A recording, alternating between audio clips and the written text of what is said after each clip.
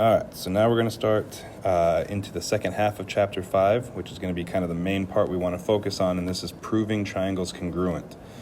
So we're going to kind of focus primarily or specifically on triangles. We're going to talk about how to show that they're congruent, or knowing that they're congruent, what are things that we can do with those triangles. So today we're going to talk about 3 shortcuts or 3 different ways we can prove triangles congruent with SAS, SSS, and HL. Those are the abbreviations, and we'll talk about what those mean here in the notes. So we start off just kind of reviewing congruent triangles. When we talk about congruent figures, remember we're talking about, in this case, triangles with exactly the same size and the same shape. So in this case, we're all talking about triangles, so they're always going to be the same shape, but we mean like same angle measures and everything. So in this case, all 3 sides are congruent. So we notice that all the sides marked congruent are the same. And then we have the angles. So each angle is marked congruent from one triangle to the next. So we have those corresponding parts. Now, when we talked about congruent figures back in section 5.2, we talked about how we needed to match up all the corresponding parts. So we had to have all the sides congruent and all the angles congruent, and that made that figure congruent. What's nice about triangles is that we can use shortcuts to determine when figures are congruent. I don't need to show that all 3 sides and all 3 angles are congruent every time. And so the first one we're going to talk about is called SAS. So SAS stands for side, angle, side. And so if we can remember that those are the 3 words for SAS, side, angle, side, that tells us exactly what order our information needs to go in. I need to have a side, followed by an angle, followed by a side on the other side.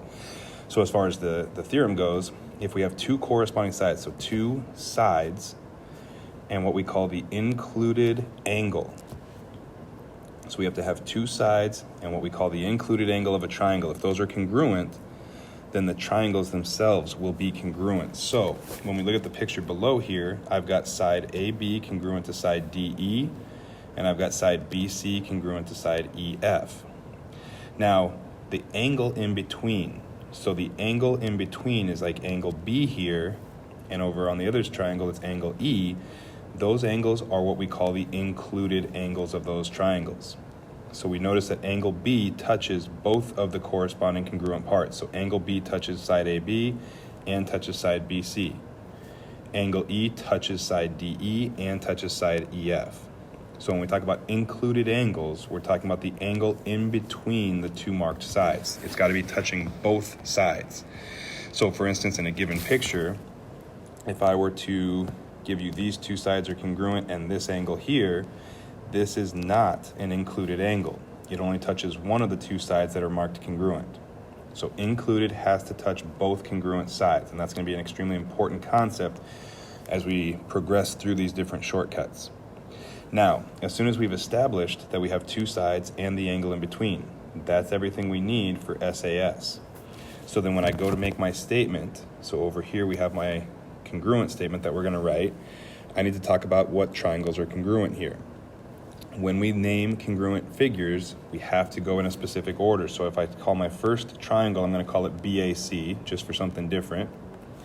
So if I call it triangle BAC, when I go to name my second triangle, I have to make sure all my parts match up. So angle B matched up with angle E, so that's going to be the first letter of my second name. A would match up with D, so that's going to be my next letter. And then finally, C would match up with F, and so that's going to be my third letter. So when I go to make my statement, I need to make sure all my parts match up corresponding. So B to E, A to D, C to F.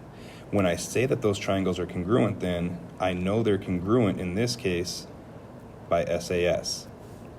And so what's going to happen here is we're going to ask you to tell us which triangles are congruent and how you know. You have to tell us what theorem specifically you saw in the picture. So in this case, SAS is what we're looking at. So this is what a full answer should look like on a problem like this. Okay. Now the second shortcut we're going to talk about is SSS, which, if you think about what we just talked about on the last slide, would stand for side, side, side. So basically, if I can show all 3 sides of one triangle are congruent to all 3 sides of another triangle, so here we have AB congruent to XZ, I've got BC congruent to XY, and then I've got AC congruent to YZ. So I have all three angles of one triangle congruent to all three sides of one triangle congruent to all three sides of the other. So that in itself is enough to say that those two triangles are congruent. So just all three sides. Now notice they don't all match up exactly because the triangles are rotated. So like typically on the last slide, we saw that everything matched up perfectly from one triangle to the next. But in this case, this side right here doesn't correspond to this side right here. Those are not pieces that go together. Instead, side AB here has to match up with side XZ. It's important to note how these match up because again, when I make my statement like we have here, I need to make sure all the letters align so that corresponding parts match up. So if I call this first triangle, we'll go with ABC this time. So if I call that triangle ABC, now if I look at the path I took here, I started at A, went to B, and then went to C. When I start my second triangle, I need to make sure I follow exactly that same path. So I went through the one tick mark and then followed it by going through the second tick mark. So that means on this triangle, I'd have to start at Z, travel to X, and then to Y so that I go in the exact same order. So I'm going to start with Z, then go to X, and then go to Y. So now A matches up with Z, B matches up with X, and C matches up with Y. So when we name our figures, again, you have to make sure you match up corresponding parts. And then how did we know that they were congruent? In this case, by side, side, side. So again, writing the statement and then also telling exactly how they're congruent. So in this case, this SSS, or you could also have SAS. So some of the problems you're going to see are just going to give you two triangles and say, are they congruent or not? And how do you know? So in this case, we're looking at these two triangles here. So I have triangle 1 and triangle 2. Now, if I look at the information, I've got this side and this side are congruent. This side and this side are congruent. And then I have an angle congruent as well. Now, the first thing we check is, does this angle touch both congruent sides? And in this case, it does. I check the other triangle. Does this angle touch both congruent sides? And it does. So that means that's an included angle. And so SAS would be how these two triangles are congruent. Compare that to the second example over here where I have triangle 1 and triangle 2. And notice how I have all three sides of the triangles marked congruent to each other.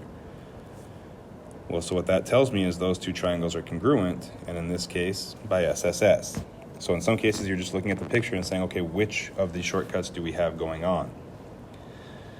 Here's another example, or another couple examples here. So notice in this first one, now this one, notice how they have this side and this side marked congruent.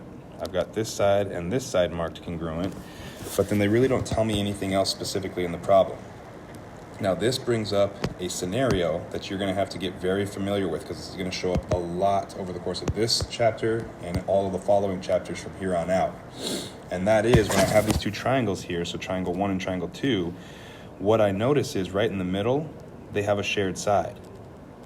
Now that shared side has to be congruent to itself. We had that reflexive property in chapter 2 that said something is congruent to itself. Here's where that reflexive property comes into play. Since that shared side is the same for both triangles, that side has to be congruent to itself. So this is something you're going to come across within figures that you have to know. They're not going to tell you that that shared side is the same. They're going to expect you to know. So you can mark that shared side for free. And now I notice all three sides of triangle 1 are the same as all three sides of triangle 2. So I actually have SSS, even though they had originally only marked two sides. So I get to mark the third side for free, and there we go. Now, in a triangle like this, so if I had that same situation, but I had something like this, if this is what they gave me, in this particular instance, I would not have enough information. If the side is not shared, then there's not enough information to say that that third side is the same. There's no angles marked congruent, and so that would not be something I'd be allowed to do.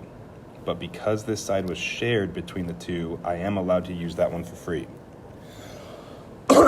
In this second example here, if we look at triangle 1 and triangle 2 here, I notice that I have two sides marked congruent, so I've got these two sides and these two sides, and then they do give me two angles. Now, in that case, I'm looking at SAS, But before I can do that, I look at my angle. Does this angle touch both of the congruent sides that are marked here? And in this case, it does not, which means I don't have the right angle to work with SAS. And so in this case, I would simply say this is not enough information. So I can't say that those two triangles are congruent by SAS or SSS because I don't have the information to do that. So that's something else you got to be really careful with, is do you have the right angle to work with SAS? Okay. All right. We're also going to talk about right triangles. Now, right triangles are something you've talked about in the past, so you've seen these in previous math classes, so this should be review. But kind of like we talked about isosceles triangles in that last section, there's parts of the triangle that we need to be able to identify. And so in a right triangle, when we identify that right angle, so wherever that right angle is always going to be between the two sides that we call the legs. So whatever two sides make up that right angle, those two sides are going to be called the legs of the right triangle. And then that side opposite that right angle, so the side that's across from the right angle, if I draw a side or an arrow right across from the right angle, I always hit what's called the hypotenuse. So the hypotenuse is always directly across from that right angle. The other thing, and this is going to come into play in some of our later chapters, the hypotenuse is always the biggest side of my triangle. So that's another way I can identify that. So the one lone side across from the right angle is the hypotenuse, the other two sides are called legs. The reason we know this, or need to know this, is that within right triangles, so if we have right triangles specifically, so with this HL theorem, this only works with right triangles, okay? It says if the hypotenuse and leg of one triangle are congruent to the hypotenuse and leg of another triangle, then the triangles are congruent. Now, if we look at this, I've got two sides marked congruent, and then I have these two right angles which are congruent. And so a lot of times kids are like, well, that's SAS. Well, if I look at this angle, it doesn't touch both congruent sides. So this is not an SAS problem. But because this is a right triangle, that means this side that was marked congruent would be the hypotenuse for each right triangle. The other side marked congruent would be a leg. Well, so this theorem says if I know the hypotenuse and leg of one triangle are congruent to the hypotenuse and leg of another triangle, then the two triangles themselves will be congruent. So if I call these triangle 1 and triangle 2, triangle 1 is congruent to triangle 2 by HL. So that's another thing to look for when you have right triangles. Now, right triangles can still use SSS, they can still use SAS, but they have the added option of HL, and they're the only triangle that has that option. So that's the only time you can use it, is when you have that right angle. Last thing then, a couple proofs. So this is what the main part of chapter 5 is focusing on. How can we show that two triangles are congruent to each other? So in these types of problems, just like with any other proof that we've done this year, we start off by copying down the given. So JB is congruent to LB. And the other thing they tell us is that HB is congruent to CB. So we always start with the given, just like all the other proofs that we've ever done.